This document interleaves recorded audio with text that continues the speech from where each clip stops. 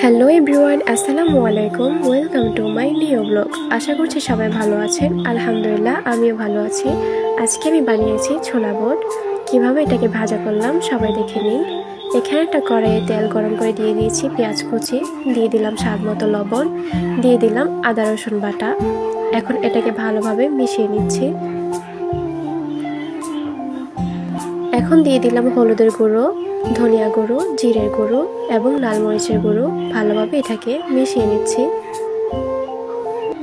মশলা কষানোর জন্য দিয়ে দিলাম পরিমাণ মতো পানি। ভালোভাবে নেড়ে মিশিয়ে নিতে হবে। মশলা কষানো হয়ে গেলে দিয়ে দেব আগে থেকে সিদ্ধ করে রাখা ছোলা বুট এবং আলু। ভালোভাবে মশলার সাথে নেড়ে মিশিয়ে নিচ্ছি। এখন দিয়ে দেব ধনেপাতা কুচি। সো গাইস, আজকে আমার এই ভিডিওটা আপনাদের কাছে কেমন লেগেছে অবশ্যই কমেন্ট বক্সে জানাবেন এবং ভালো থাকবেন। আল্লাহ হাফেজ।